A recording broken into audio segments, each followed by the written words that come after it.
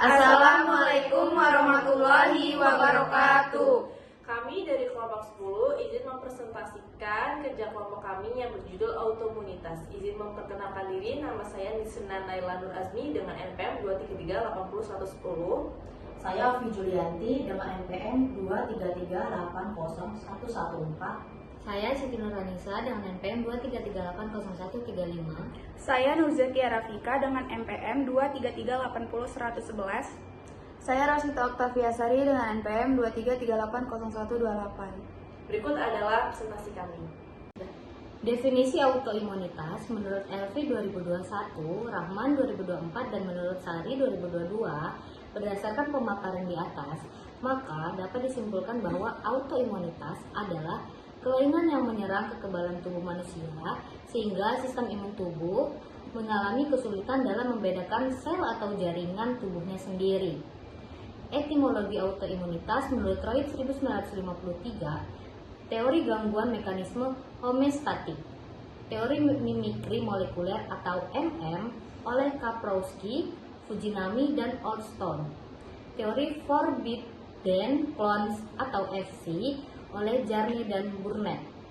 Faktor penyebab autoimunitas ada gen. Faktor gen terjadi kelainan pada genetik yang mengatur sistem imun tubuh. Jika seseorang memiliki riwayat penyakit autoimun, maka keturunannya berkemungkinan memiliki penyakit ini juga.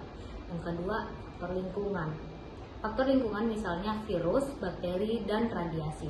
Dan terakhir, kekebalan tubuh. Sistem kekebalan tubuh terganggu dan menyerang jaringan sendiri.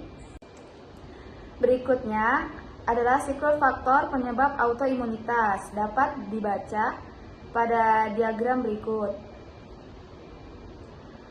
Berikutnya, sebab-sebab terjadinya respons autoimun. Yang pertama, kerusakan akibat destruksi sel. Yang kedua, kerusakan akibat pembentukan kompleks imun. Yang ketiga, kerusakan akibat reaksi imunologi seluler.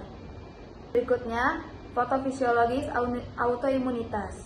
Produksi antibodi sel B yang teraktivasi dalam sistem kekebalan tubuh memproduksi antibodi yang menyerang jaringan tubuh sendiri.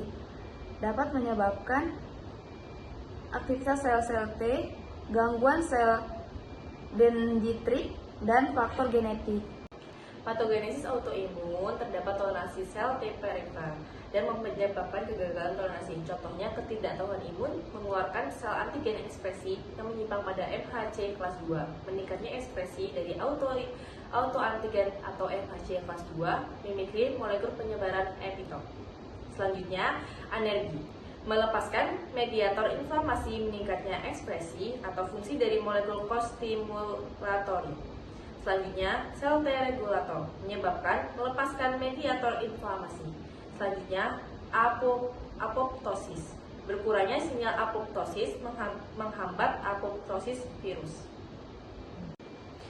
Penyakit autoimun organ spesifik menyebabkan penyakit Graves, menyerang kelenjar tiroid, diabetes tipe 1, menyerang sel beta pankreas endokrin, vitiligo, menyerang kulit, tiroiditis Hashimoto, menyerang kelenjar tiroid, anemia pernisiosa, menyerang lambung, dan penyakit Addison menyerang kelenjar adrenal.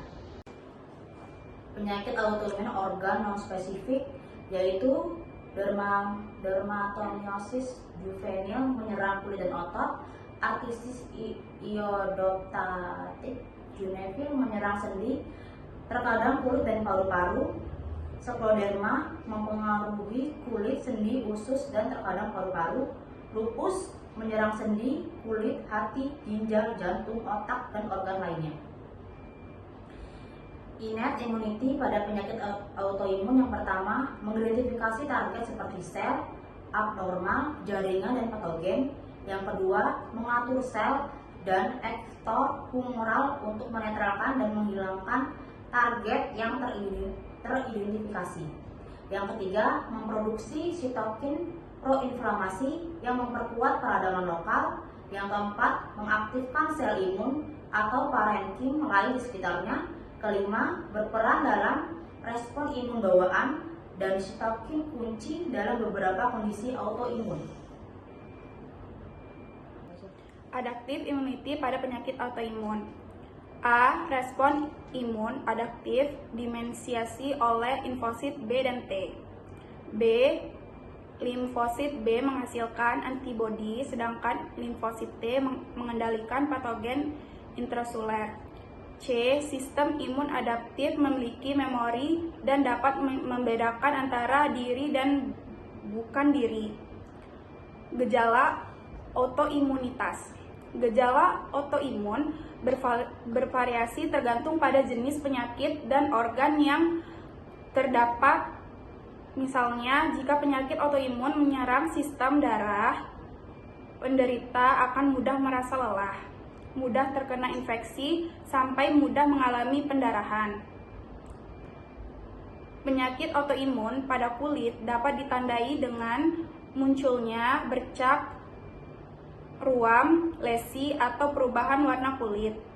Gejala lain yang muncul mungkin meliputi gatal-gatal, kemerahan, dan kepekaan terhadap sinar matahari. Berikut adalah referensi yang kami dapatkan.